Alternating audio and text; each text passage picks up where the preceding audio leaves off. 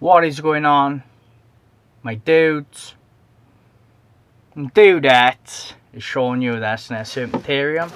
Today we're going to be talking about this little guy, the Ridley's cave-dwelling rat snake, an absolutely fantastic species of colubrid, if that's what you like. These snakes, they're absolutely not for everyone, but if that is your thing, there's just no replacing them.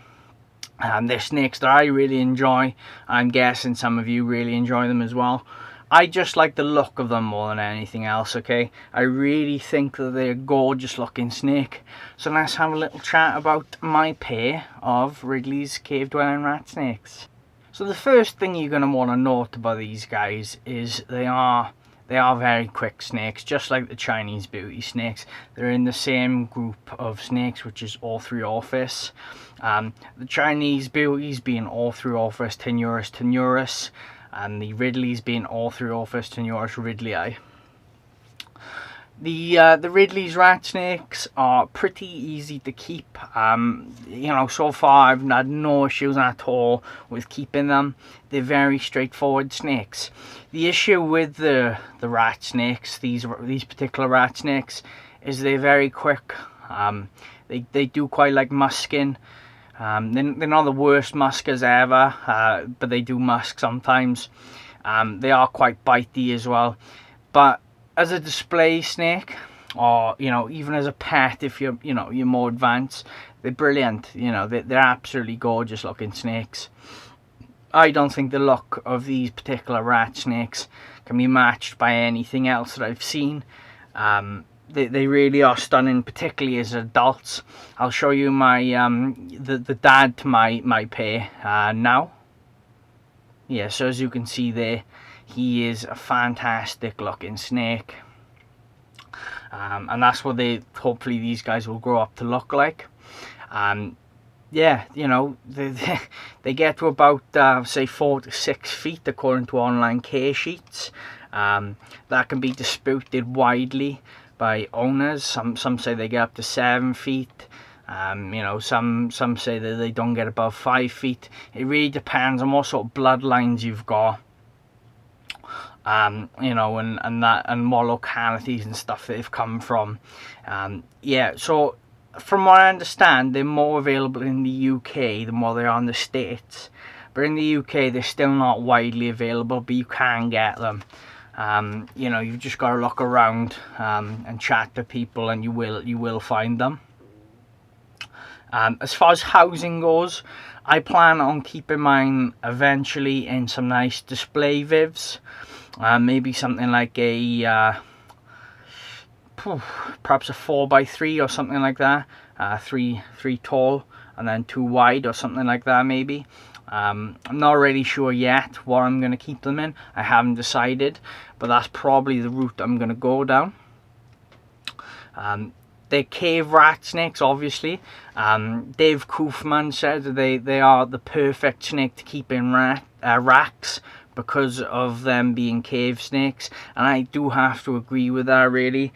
With them living in caves and stuff, they do like it a bit more secluded in space, and a bit dark as well, which does them well. I've noticed with my pair, they're always in their hides. They're extremely shy snakes. They don't come out very often. They'll just sort of take the meal and run, right? So, they are extremely shy snakes, and you do need to bear that in mind when you're setting these guys up. Viv or, rack or whatever, they need lots of places to hide, okay? Definitely at least one place to hide and some deep substrate. I do find that these guys are in the substrate a lot. They don't like it overly warm. The caves they live in, they tend to be sort of the same sort of temperature year round, no matter where you are in the cave. So what I'm doing is, seeing as I've got quite a high ambient temperature in this room, it's normally about 82 to 84. I'm just going to keep these guys at ambient temperature, and so far I've had absolutely no issues at all. They're doing everything they should, so that's brilliant. You can keep them, the traditional way, with a hot spot and a cool end, but if you keep them you know, a good ambient temperature, nothing too crazy though, you definitely wouldn't want to go have an ambient above sort of, you know, 86, like that would be far too much. Anything between 80 and 84 will be great. And that's how I'm choosing to keep them, because that's how they actually live in the wild in the caves. With these snakes as well, guys, something you want to notice, they'll take a wide variety of prey items. In the caves, in nature, they do eat a lot of bats. That's mainly what their diet is. But I've also heard of people saying they'll take things like fish and stuff like that. I feed mine on mostly rodents. They'll probably take snakes and stuff like that as well. They're not too fussy with eating. Same with most of the beauty snakes.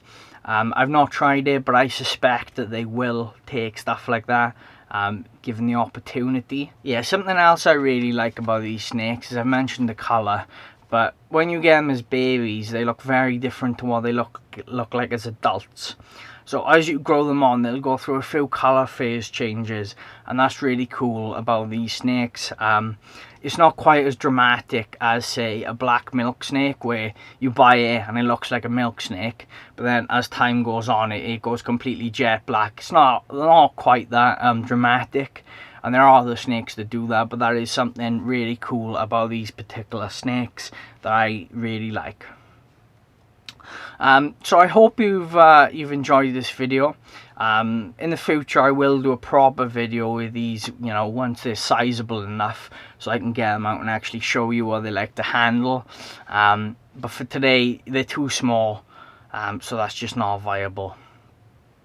Thank you for tuning in, and I will see you in the next one. Bye, guys.